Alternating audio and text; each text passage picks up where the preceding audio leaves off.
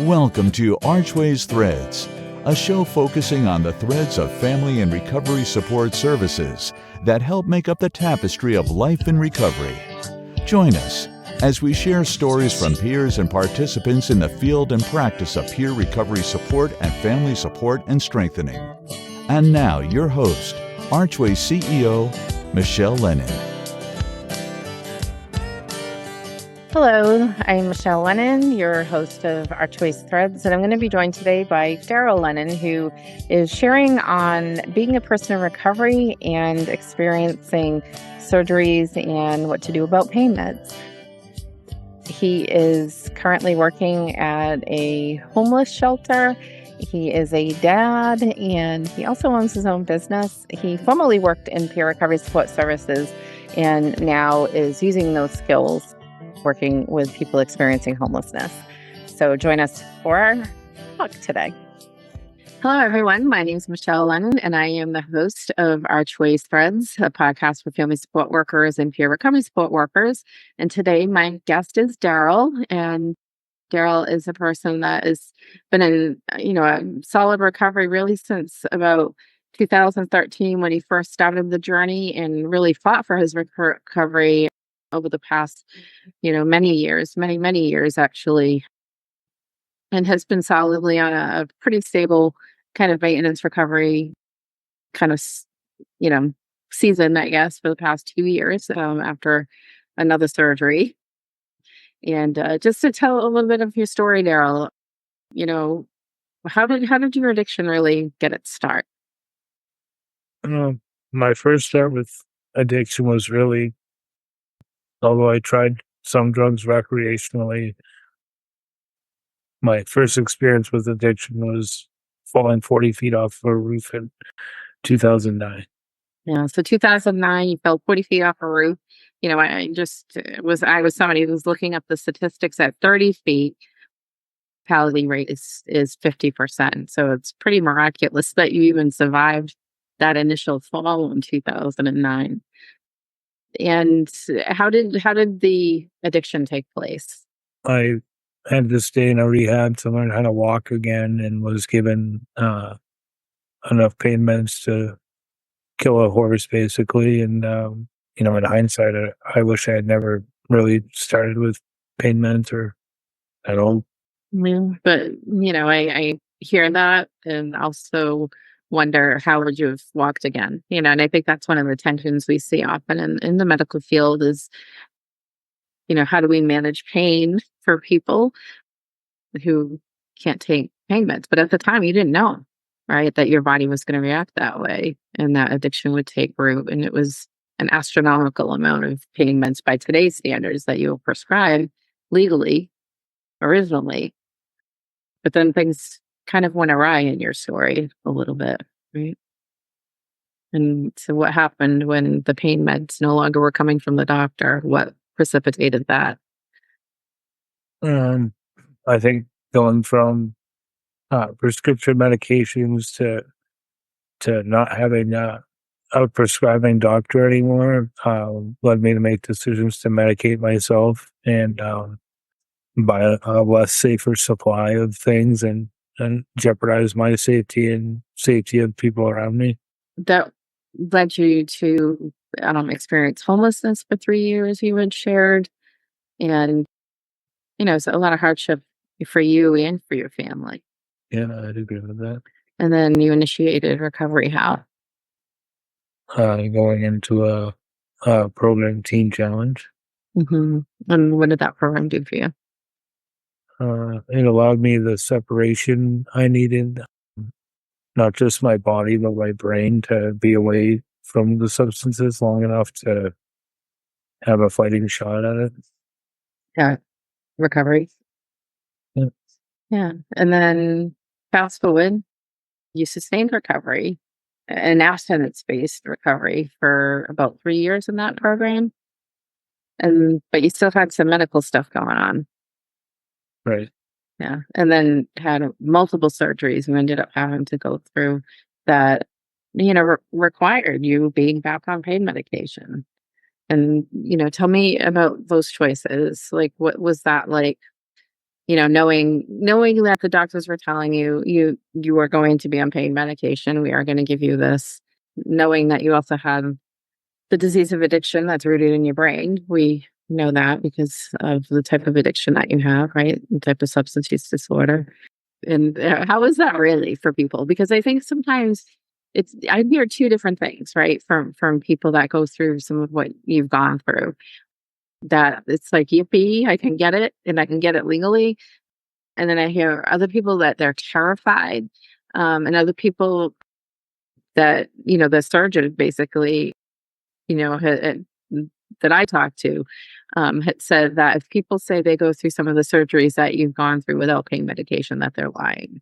And, I think about that because one of the things I often worry about because of shame and stigma and like an abstinence only kind of culture that we have around substance use, that we sometimes don't create a competent culture to support people that are affected by addiction that need to go through, really serious surgeries. Yeah, I think in my experience, at least, I didn't know what I didn't know. Uh, being somebody who's in recovery, I wasn't sure where I could turn. Some of the supports that you have, be it the fellowships, sometimes depending on the group you're in, you're told that you can't partake in meds, but like you just alluded to, like sometimes, my last hip surgery, I needed something when I came out of surgery. But did I need something after that? For me, I didn't, and that's a tough thing because, my brain didn't know the difference between pain management and addiction in the brain. So, when it's hitting the dopamine uptake sites in your happy zone, and that's tied into how you feel, it's easy as a person in recovery. I gave myself a pass. I think I thought that it was really helping my pain, and in hindsight, now I can see how much it didn't help my pain. It just kind of helped keep me stuck. And and not to say that people don't need pain meds. And I'll need another hip surgery, I'd like to say I wouldn't partake, but I'm not going to cross that bridge until we get there. I'd like to say I leave this place never taking a pain meds again. That's my hope, but also I'll leave it for a conversation when the time comes with the doctors. Yeah, and that's what we encourage people in recovery to do is have those conversations with your doctors. But it's hard to be honest sometimes with the physicians, right? Just because of some of the hard things that sometimes happen as a person with substance use disorder. Do you want to share like some of your really, really good experiences that you've had with doctors, and then maybe some that weren't so great that kind of maybe colored how you share, well, with your providers? I mean, doctors really don't have an easy job either, but I've had some good doctors and I've had some bad. I think it's easy for doctors to get burnt out because they just see people with substance use disorder and or alcoholism and kind of see it as a revolving door, and that if they just don't make the choice to stop, then they're not trying. Not all doctors feel that way, but I know you've run into a couple that definitely had some bias there. Right. I've had a few really good doctors that were very person-centered and heard me, but for the most part, my experience with all of the healthcare and doctors around were just they never heard me. They always just pointed to substance use disorder or pain seeking or throwing things at me that weren't necessarily true but looked a certain way. I can remember having a hip dislocation and the ambulance refusing to move me unless they could medicate me, and how that happened. And then all of a sudden, I get told that I have a dirty urine because I have the same medication is in my system that they basically made me take.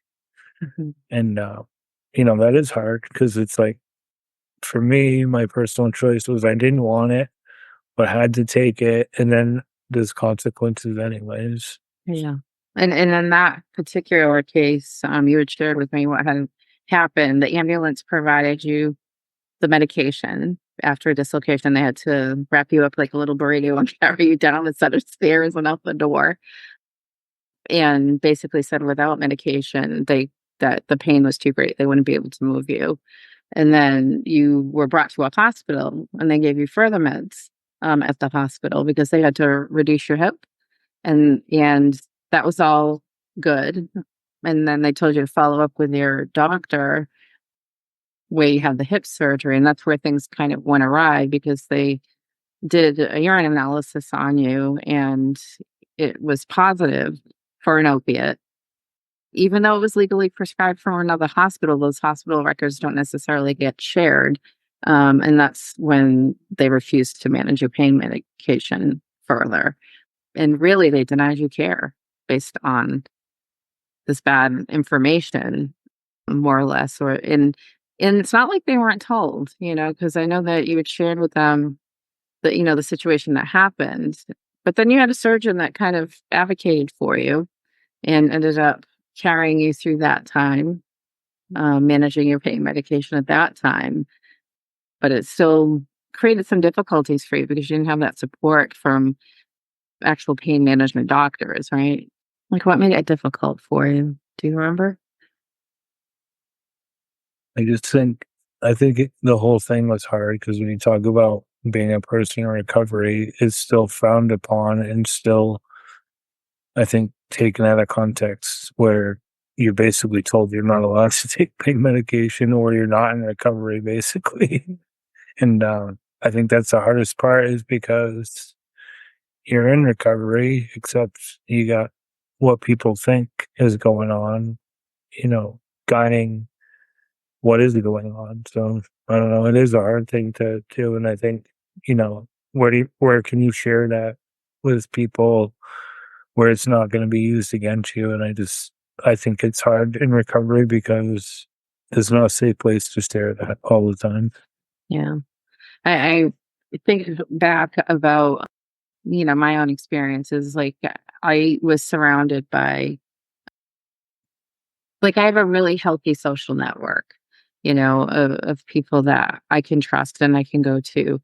And it's tough, I mean, I saw it firsthand, when somebody was not managing their pain medication the right way, that the people that I would have expected would have supported that individual didn't. And it was people that, I was surprised that could kind of set their bias aside and offer support in certain situations. If you had some advice for somebody that was going in for major surgery, that's in recovery and is being told, we should say like what you went through was major. You had, I don't know, what was it, seven hip dislocations before the last surgery? I think 5. Five dislocations, and the seventh. I thought it was the seventh one that they did your surgery, but maybe it was the sixth one. But they also, kind of missed the fact that you had a post that turned anteriorly in your leg. Again, like you were saying, they kept thinking you were just pain med seeking every time you were saying you were in pain.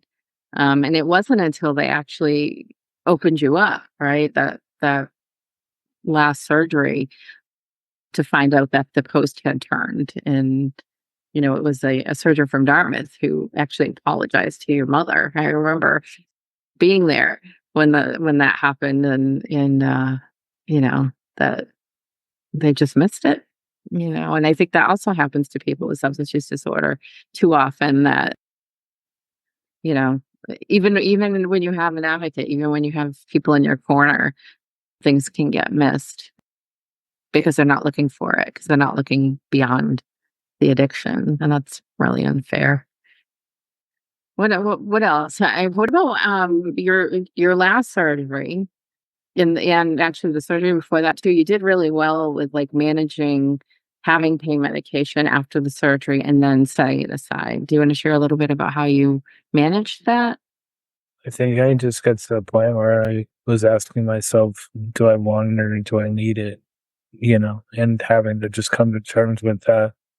It really wasn't doing much of anything except for prolonging it, And but I think having people that you can talk to, and that, I wasn't sure, and because I've had such bad pain experiences, I didn't want to just get rid of the pain meds last time, but I had somebody that I trust that said they'd hold on to them in case the pain got bad, but then after a few weeks just got rid of them for me. So just having somebody that can support you in that, and just a plan. If you are going to take them, this is what it looks like, and just, uh, talk about what it does look like instead of not talking about it and then it having lasting damage.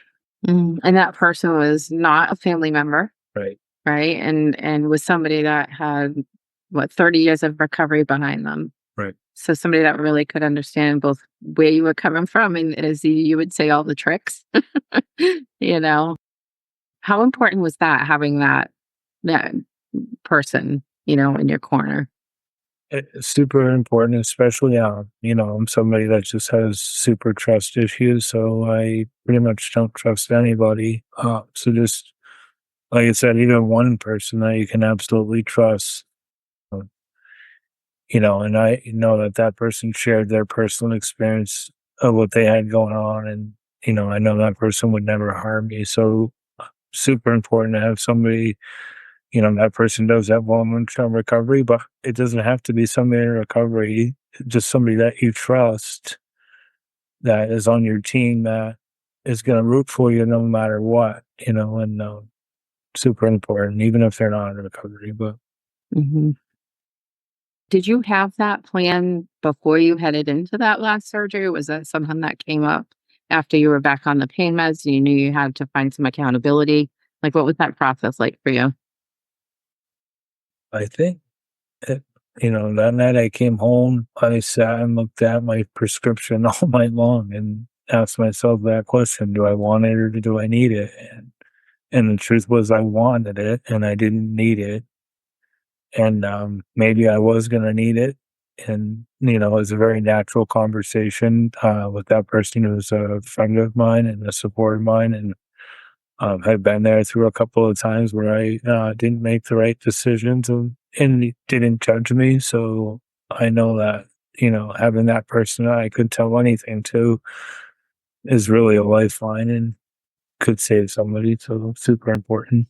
Yeah. And I think about that judgment piece. You just mentioned that she saw you make some bad decisions before and didn't judge you for it. How how difficult is it? When you, because your experiences with other parts of the recovery community weren't the greatest when things didn't go well. So how critical was that to have somebody has the same background, as far as has been there, has been through it, but even seeing that in the recovery community, we don't always find that non-judgmental piece, and just thinking about that piece of it. Like, what was the most critical thing about trusting this person enough, right? That because you had to go and tell them that, hey, I'm struggling with this. Can you hold on to this? What was it that made you make that decision, I guess?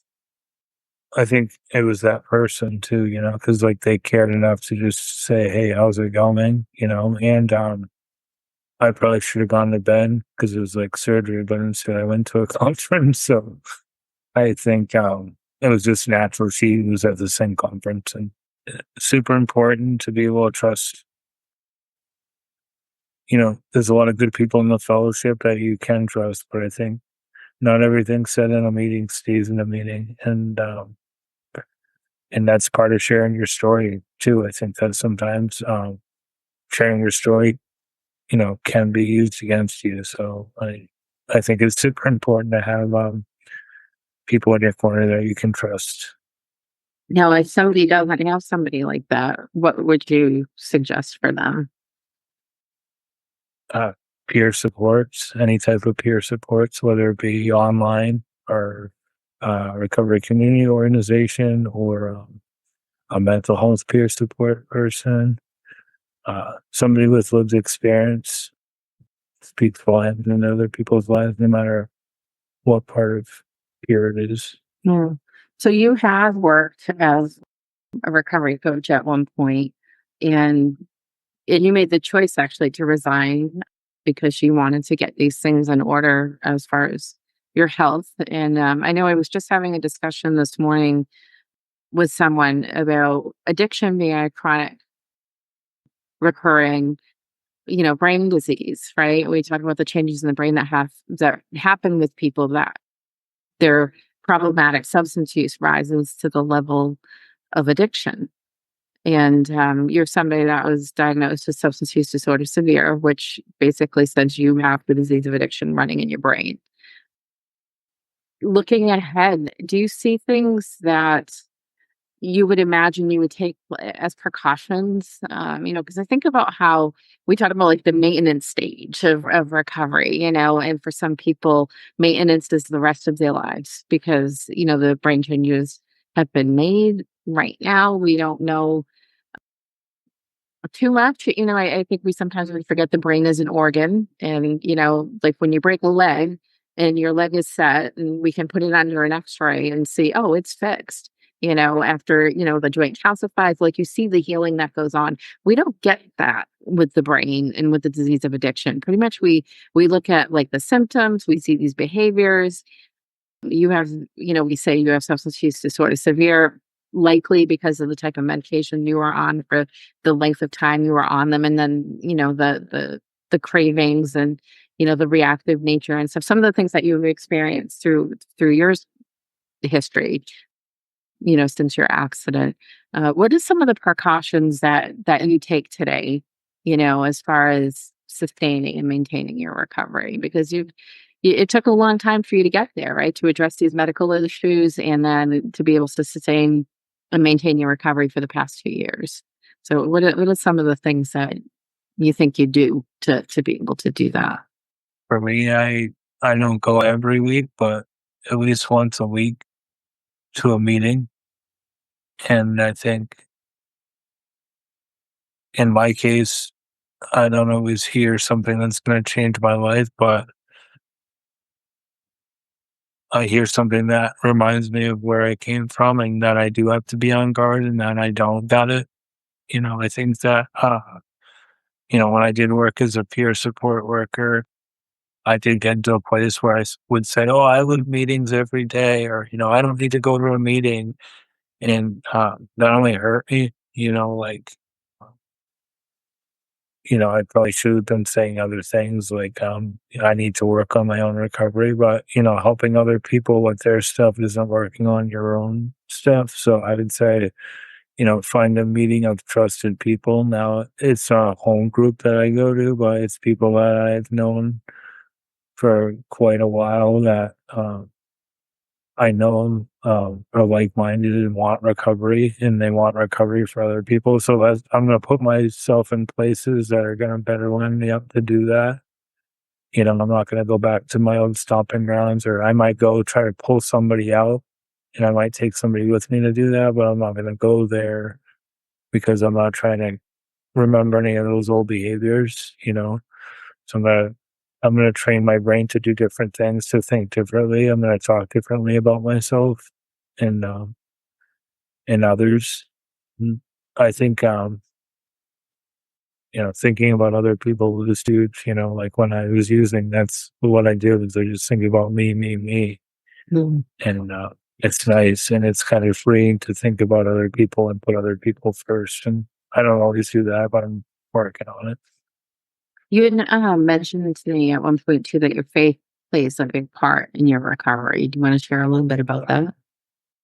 Yeah, if I didn't have faith, I just wouldn't be here. I would have given up already. You know, if I didn't have Jesus, then I don't have anything. And that's for me. I don't know about anybody else, but I'm definitely willing to grab people's hands and try to put it into Jesus's if they're willing. And if not, I'm still willing to grab their hand and take them with me, just into somewhere into recovery, though. And what are the practical benefits of faith for you? Of curiosity, because I think we talk about higher power a lot in recovery. We talk about faith and something bigger than ourselves. In your case, Christianity is a big part of your recovery story. You attended Teen Challenge, which is a faith-based program. It's national now. But what are the practical benefits of faith for you, as far as having faith, whatever that looks like for you? When you're somebody with substance use disorder and or depression, uh, there's this overwhelming feeling of being alone. And faith for me, I'm never alone. Even in my darkest times, my hardest times, and times I've been in complete anguish, I've been in pain where I felt like I can't move on anymore. I've been had suicidal thoughts and thought about it. And God's been there every step of the way. And that doesn't make it an easier journey, but it makes it easier for me knowing that I got God to help me through it. Anything else that you'd like to share? I know, like, the whole thing with surgeries and pain medication has just come up repeatedly for us, and our advice always as peer recovery support is to not give any, and to ask them, to kind of work that out with their physicians, but let us know how we can support their recovery in the background.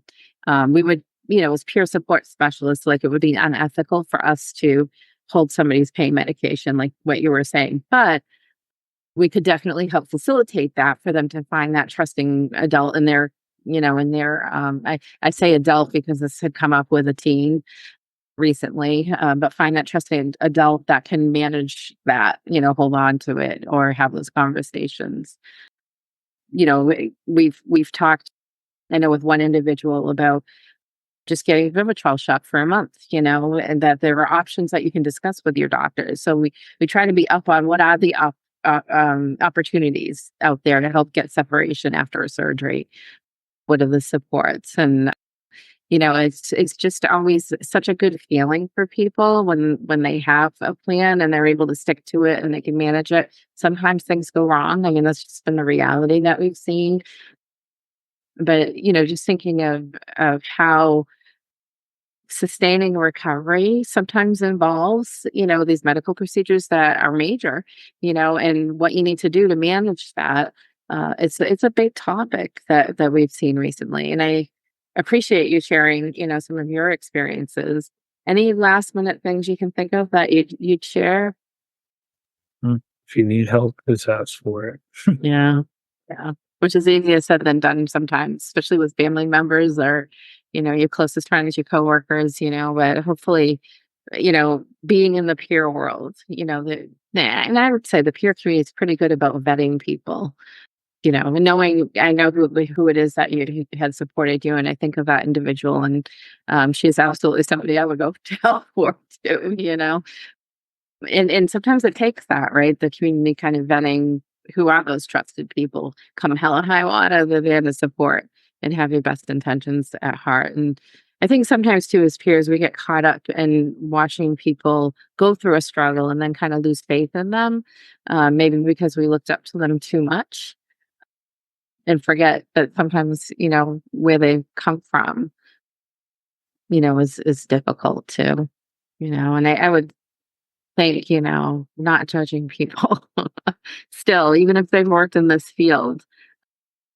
and just being that, that person that is going to be person centered and trauma informed and welcoming to the individual isn't always easy, for people in the recovery community, because, we want to make sure we're creating a safe space. And when we see somebody kind of compromise that safe space, we have to think about that individual and their recovery at the same time that we're thinking about the space that we're protecting.